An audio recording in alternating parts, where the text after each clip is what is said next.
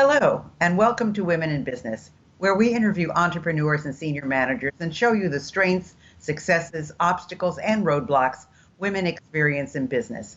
Since I believe every person in business needs to be visible, I'd like to invite you to watch www.sob6, that's the number 6, tips.com, which will give you some valuable information should you get the call to be on radio or TV, which I think is extremely important. If you'd like to contact me personally, drop me a line at Gayle Carson, that's Gayle, Gayle Carson 13 at gmail.com, or go to my website, www.spunkyoldbroad.com, and sign up for my weekly newsletter. Hi, everyone. My guest today is Sarah Beaulieu.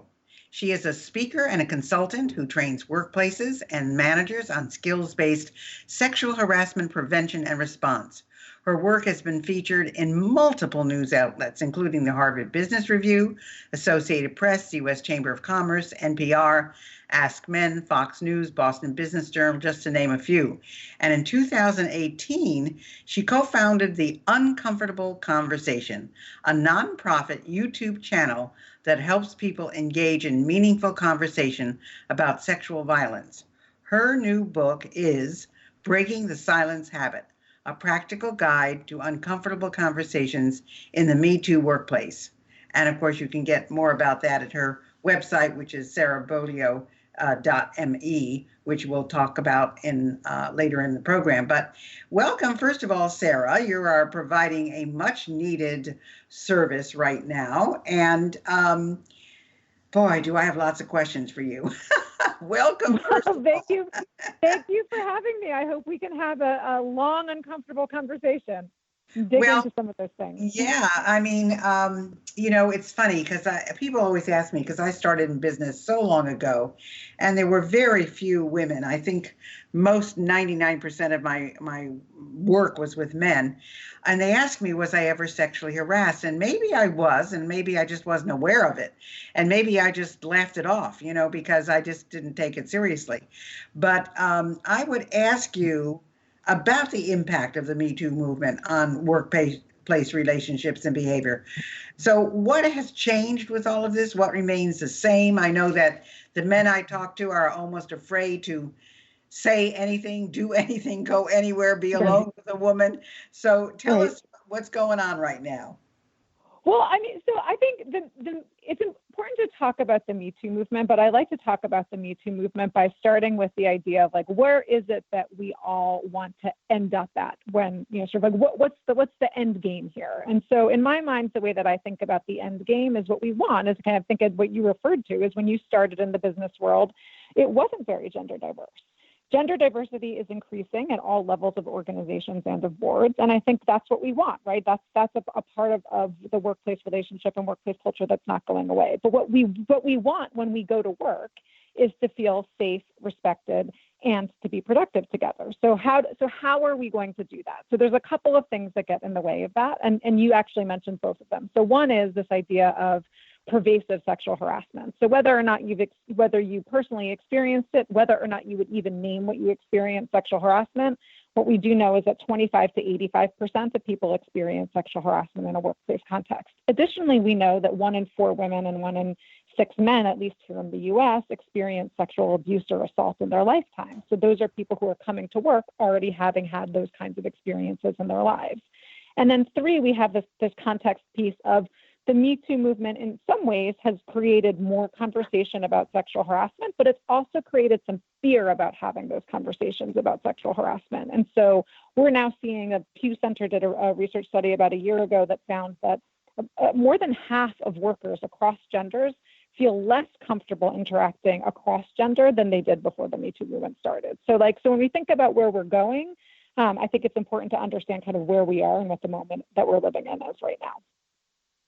So what are some of the things that we should be looking out for? I mean, what do you suggest for men and what do you suggest for women so that it isn't he said, she said kind of thing?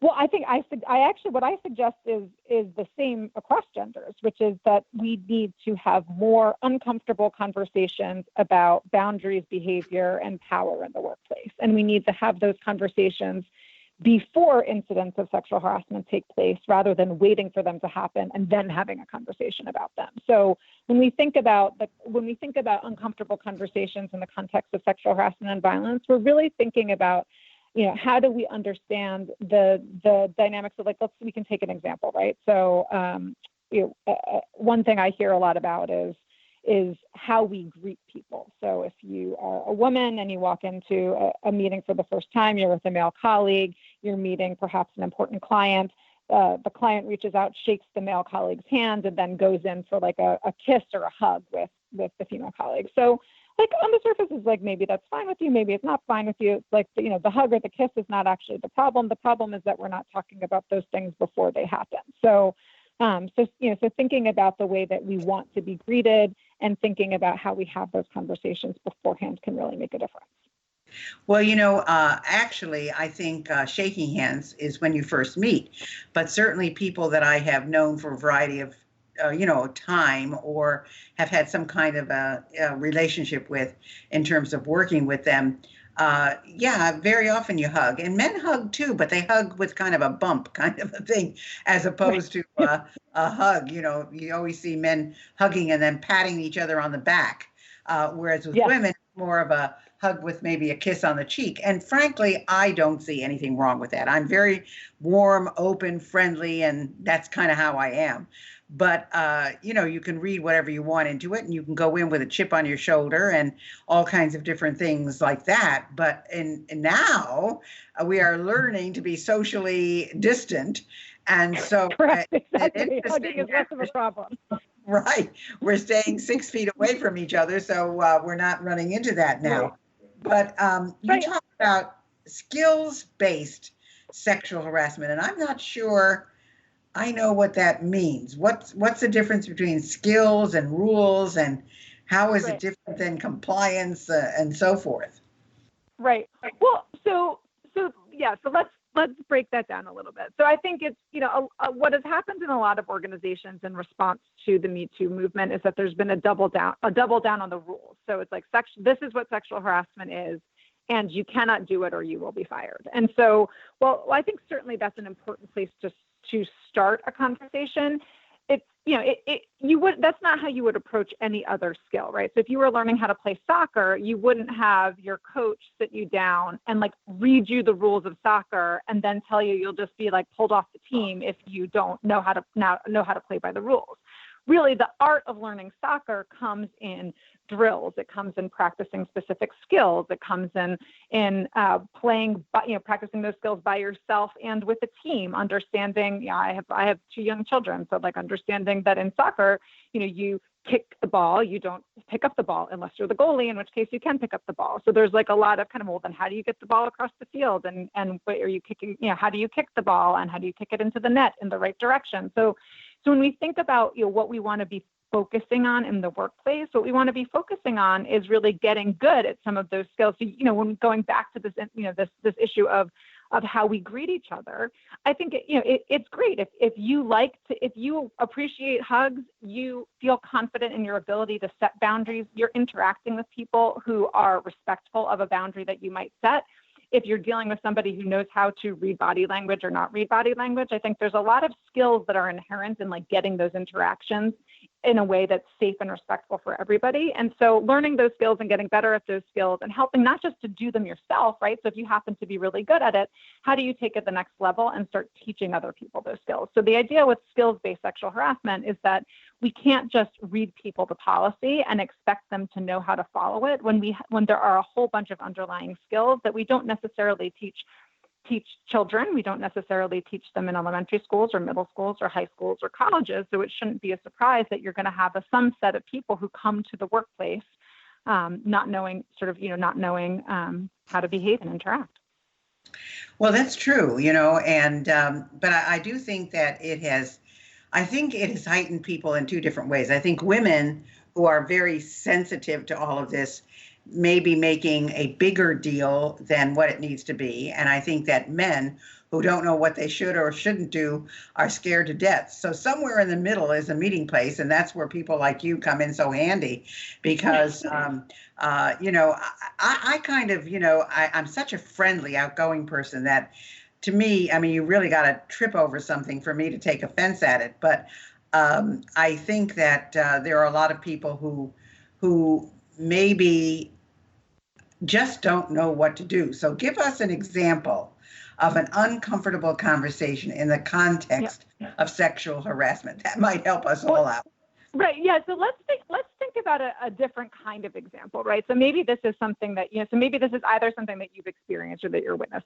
So let's say you're at a client dinner and you're the most junior person at the table, and somebody from the client's company is kind of like being flirty with this younger person, and you're kind of watching this unfold across the table. So he's like buying her drinks. He like makes a move to sit next to her at the dinner table. And you kind of see that he's kind of putting his hand on her shoulder and her lower back, right? So you see a situation like this, and you're like, okay, this guy's kind of creepy. This woman should do something about it. And what we tend to do, right, is like we tend to view this as a interpersonal reaction between two people and focus on like what they should be doing. So like, well, that guy shouldn't be doing that, and she should be setting a better boundary, right? And so certainly like that's one way of looking at the situation. But I think the part that we forget about, and the place that we can all play more of a role in, is recognizing that our silence when we see something like that is actually part of the problem and contributes to the problem. Because what, the takeaway in that situation is that if you're a junior colleague and some guy's being creepy towards you, and the person has more power than you, and you're with people that have more power than you, and everybody just sits there quietly, you think like, okay, well, I guess this behavior must be okay with them, or like, this is what I'm supposed to be doing. On the other hand, if you're the person who's acting in an inappropriate way, and everyone around you is just sitting there quietly, nobody, like you think, well, I guess what I'm doing is okay, and nobody's going to really make a big deal out of it. And so when we can, in a skillful way, break the silence on that, and just, and there's a lot of different ways to do it, right? So it's like, you don't necessarily have to directly confront somebody. You could just say, hey, do you want to switch seats with me? Or like, oh, say to the junior colleague, I think your boss wants to talk to you. Or, thinking about, wow, if we land this client, like, I don't really want him working with anybody on my team. So like, how am I going to go figure that out? So, so I think it's, when we think about the uncomfortable conversations that we're having, what we're trying to do is take the onus off of the people who are the most vulnerable inside organizations, and taking a little bit of responsibility for contributing to a culture of safety and respect. And we do that through conversations. Like, conversation is culture. And so conversations we have and conversations we choose not to have. And that brings me to the fact that, since I really never worked for anybody, I was in business at 21. So I always had my own business. So in a way, I was in a position of power, even though I was very young. And I have to admit, I probably was flirtatious. I mean, it was just, that's what a 21-year-old does. I mean, they're normally, and I was not in a situation where it was very corporate and things like that. So I'm sure if there was anything going on, I was contributing to it. But I also knew how to say no and how to stop everything. So I guess I was very fortunate in that. But now I am so much more conscious of everything as I see what has happened to people in the past, and the fact that I do consult. And even though I don't consult on those issues do come up because they're part of what the problems are when people are talking to me about their careers. So it's very interesting. Basically, what you're saying is, if you see someone in a comfortable situation, you should try to diffuse it in some way, whatever that is, but not in such an obvious way as to call them out and say, hey, what are you doing, kind of thing. Which well, but you can call them out and say, what are you doing? But that's not and it would depend on who you are. Like, if you're if you're a peer to that person, I'm always like, where are the creep? Doesn't this creep have any friends who can like tell them that they're creepy? Right? I mean, like, don't go to a professional conference and like try to sleep with the youngest newest professional in the room, because like that feels really lousy if you're an up and coming, if you're an up and coming in your field and like you can't tell whether somebody wants to mentor you or sleep with you. Like that doesn't feel good. And it takes away from the productivity and contributions that person can make to the field and to the work that you're doing. And so when we think about it through that lens of like we're all impacted, like when we let creepy people get away with doing creepy things, we're all impacted by it, and the work that we do is impacted by it. It gives us a little bit more onus to speak up and to say something in those situations, and to really, it's like, I think we all have the habit of just like you see something uncomfortable, your reaction is to like pretend you didn't see it or turn away or say like, maybe I'll say something next time, or I don't know the perfect thing to say, so I'm going to just not say anything. And my plea to people is, and what I teach them how to do, because it is actually a skill to do it, is when you see something that makes you feel uncomfortable, to lean into the discomfort, to tolerate the discomfort a little bit, so that we can, at the other side of it, have a culture that is in fact more comfortable for everybody. So I was just going to ask you what some of the skills are that managers can learn to prevent and respond to sexual harassment on their teams. I would ask you, in doing this work, before you give us some other examples, do you think that most managers are even aware of the sexual harassment on their teams? I think that most humans would rather believe that sexual harassment is not impacting anybody in their immediate circle, industry, or kind of sexual harassment or violence, right? So I think that there's a tendency that it would be a lot easier to live in denial of this issue than to live in the awareness of it. And so I think that's one. Two is, I think we oftentimes, even just kind of in the course of this conversation, right, is like we go into viewing interactions between two people, between genders, among team members, through the lens of our own personal experience, but we all have really different personal experiences. And if you think about somebody, you shared a little bit about your background of, I always felt like I was in a position of power. I'm really strong at setting, feel strong and confident about setting boundaries, which to me would indicate that you probably were able to set boundaries with people and like determine whether or not somebody was a boundary pusher before you were in a situation where they could cause harm to you, right? So it's like, so that's actually a skill, learning how to do that. But then there's other people who maybe they grew up in families where they were personally sexually abused, and this could be male or female, and have always had their boundaries crossed. And so they have issues around trust, they have issues around boundaries, and now they're trying to kind of show up and like, play this out in the workplace. And so I think, one is, there's a huge diverse range of experiences, both, on the sort of positive side and negative side, that people bring into workplace environments that we usually don't talk about, right? So if you don't understand kind of whether people grew up talking about consent or healthy relationships or setting or respecting boundaries or power and how to understand it, play with it, see it, navigate it, that we're all kind of flying a little bit blind. So I think most managers, I don't think it's that managers are doing it intentionally, but I think sometimes we go in with a bunch of assumptions about this issue, and if we don't explore them a little bit more deeply, it's harder to learn and then teach those skills together. So what is your thinking about when people are interviewed or hired, that they go through some kind of orientation process, which they normally do anyway, but should there be some teachings and discussion of sexual harassment to make people aware of do's and don'ts and things like that? I mean, where do you see companies going into that at this point? Yeah.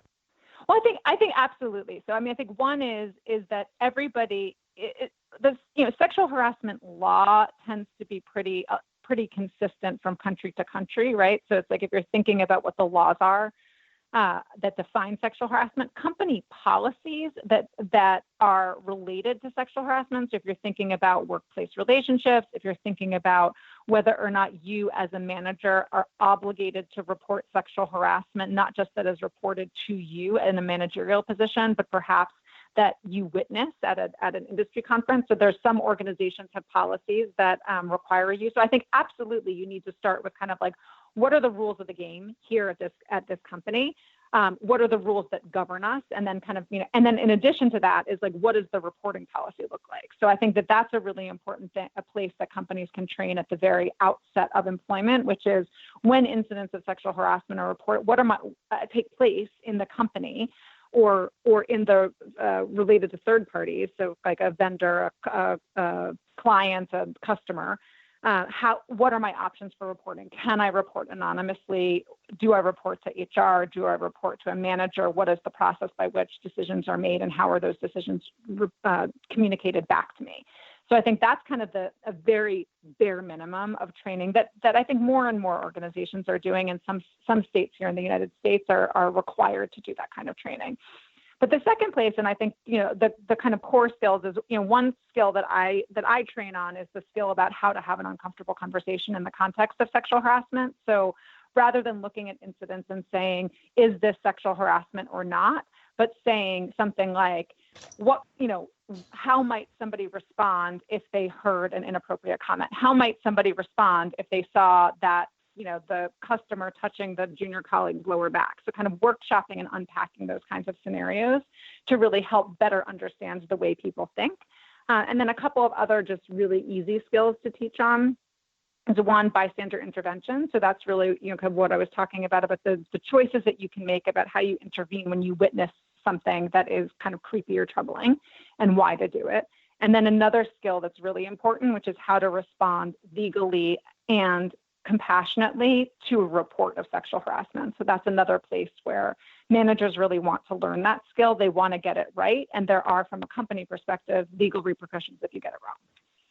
You brought up something I hadn't even really thought about, and that is, vendors and suppliers, because sometimes if you have a major client and that client isn't really acting appropriately, you, who may be in a managerial position, but a junior managerial position, may not know how to handle that because they're a big client, they're worth a lot of money to your company, and they're getting a little bit overboard, or they may be testing you, who knows, and you really don't know what to do because it's not somebody in your own organization that you can go to HR or talk to somebody about. Right. It's a vendor or a supplier, and I would think that would be a little more difficult.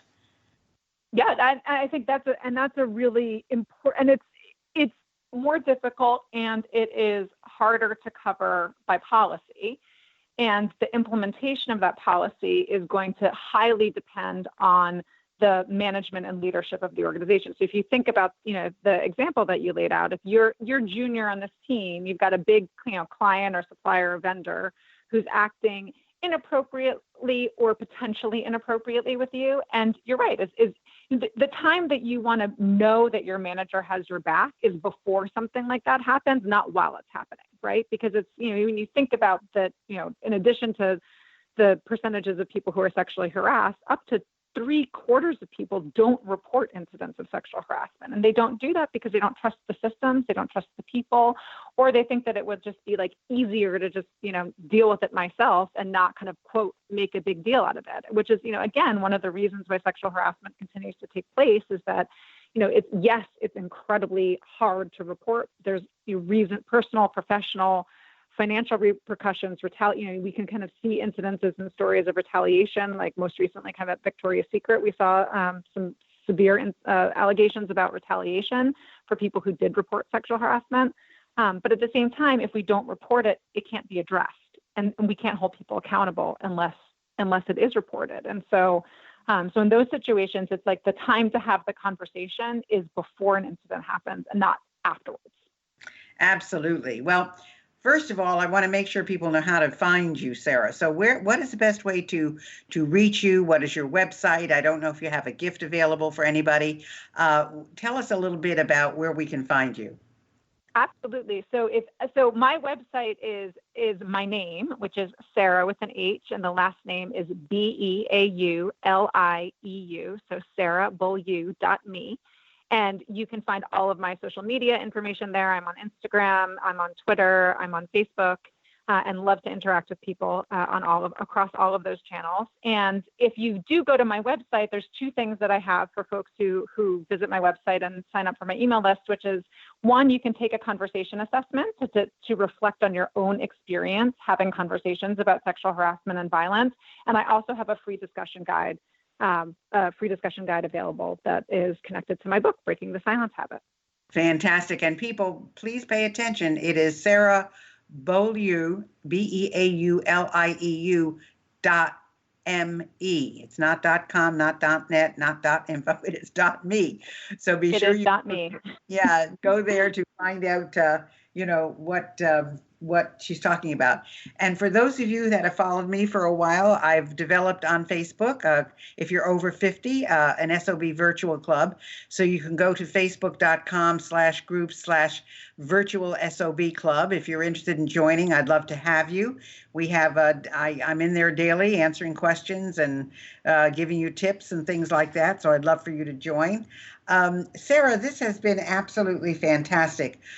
We need people like you. We need people who are doing the work that you're doing. And it is so heartening to see that, there are companies that are paying attention to this more and more. There are people who are learning how to deal with this more and more. And I just can't thank you enough for the work that you're doing, because it's very necessary. And I'm hoping that people who are listening to this will go to your site, take advantage of what you have to offer, and learn something from it. Well, thank you. I appreciate it. It's my pleasure to do this work. You've had the opportunity to get to know me over the last few years, and I'd like to get to know you as well. One of the things I'm offering is training for the media. I have a wonderful program that will get you ready for any radio or TV interview you might be offered. Many of you are doing wonderful things, but no one knows about them. Others of you are successful and wonder what's next. Whether you're in a business or have a special cause or a specific event you're promoting, media can help, and I can help you master your message so you can master the media. If this sounds interesting to you, email me at gaylecarson13@gmail.com with media training in the subject line. I promise I will be in touch. Thanks for listening to Women in Business. I hope you enjoyed today's show, and if you have any suggestions as to who you'd like me to have as a guest, just email me at gaylecarson13@gmail.com. Be sure to check out www.sob6tips.com. And in the meantime, go to www.spunkyoldbroad.com to see the resources I have for you.